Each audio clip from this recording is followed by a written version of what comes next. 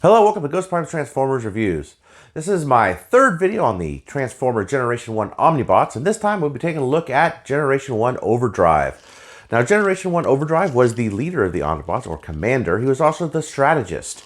And this is the only one of the three that has had a actual new mold made. He had a Binaltech named after him. In the alternators line in the US, they couldn't really secure the trademark for Overdrive, so they went with Windcharger, which if you look at the head, is nothing like it. It is absolutely this guy's head. So he is the only one that has an updated form. Now, I really do wish, just like with the other ones, that we could see something new, maybe in a Generations line. His transformation scheme's pretty interesting. They actually used this transformation scheme with one other Transformer, a modern Transformer, in Transformers Animated Jazz. He has an incredibly similar transformation, and I think that is very cool. So without any further ado, let's get to the review. All right, and first things first, let's take a look at this guy in car mode. He transforms into a Ferrari. I forget which type. Maybe you could let me know in the comments. He is a really good looking car mode, very sleek.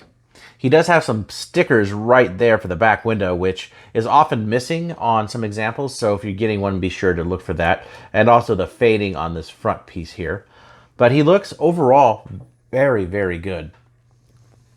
He may even be able to fit a Diaclone driver in there in that little slot. I'm not sure if that was the intended spot for him or if they even had it into the spot because the other Omnibots didn't. But he's beautiful red Ferrari. He definitely looks amazing.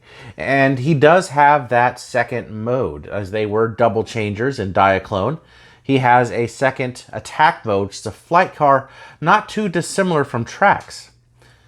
So in order to do that, you just take him and you first want to turn him over. And you can see he has two wings under here. And you fold these wings out like that, and what you're going to do is they're on this little, let's see, pull them out a little bit. And same with the other side, like that. I like to get them as close to the car as possible, personally. Just because, let me see, could wiggle that and get that right back in there. There we go. And then you can see his two little guns here. You switch that around, like so. And mine is just a tad floppy. So you want to look out for that. But there he is in his flight mode. Now, one thing that's different about this one than the other Omnibots, as I showed you on the last two videos, you could actually put his weapons, I could get that lifted up. There we go. You could actually put the weapons on the car in the other Omnibots. This one you cannot. This one doesn't have any places to put any of the weapons, so you do have to put the weapons to the side, and he does have three of them. And he comes with a, get that in focus here, double blaster like this one right here. Here's his secondary blaster. And his third. So you can't really put these on the car at all, which is a shame. I'm not sure why they changed it with this one, but he definitely looks good in this mode. All right, now let's take a look at some comparisons. Now, he is a smaller car. Here he is with the Generation 1 Trax. So as you can tell, he is, again, as all the Omnibots are, a much smaller car than the standard shape, which is why they were probably labeled as mailaways. Here he is with camshaft and downshift. So all in all, they look pretty good together and they go very, very well. The reinforcements from Cybertron. There's all three in battle mode. And here he is with Trax in battle mode. Yes, I'm in the market for some more of these launchers. They are horribly yellowed. So now, getting this guy into robot mode is actually fairly simple. So let's take the wings here. Just kind of pull them out because there is a sliding mechanism that they're on that actually enters into this waist piece. So you want to make sure those are out. Go on both sides.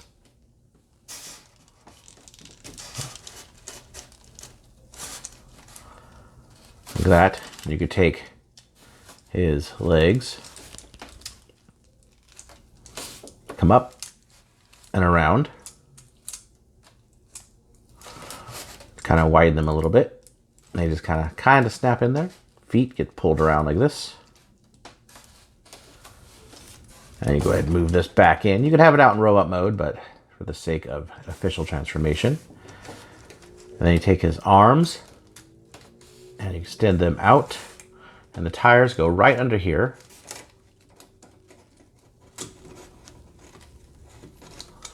And you want to take his little crotch piece, flip that up. This is often forgotten.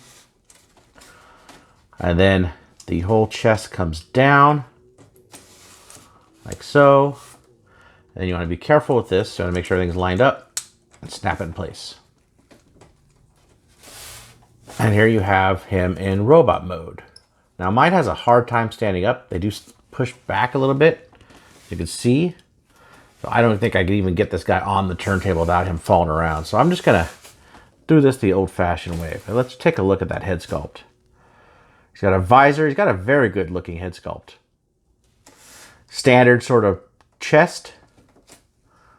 Coming down to the sticker detail on the waist and the chrome. Autobot logo on the foot. Stickers on the feet. Turn it back around. Very classic looking for Transformers, having the windshield on the back.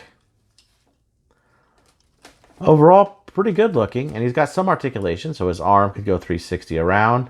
He has elbow articulation, nothing in the wrists, and he has knees, if you want to call it that, because of transformation. Now, as I showed you before, he does have 3 weapons, but he can only hold 2 of them at a time. So you could have however you want, whichever guns you want in whichever hand, but you're always going to have 1 left over, which lend to a lot of these being lost. So really be sure that he has 3 weapons when you're looking for this guy in the secondary market. All right, here he is compared with Trax. So as you can see, he's quite a bit shorter there. God, those are yellow.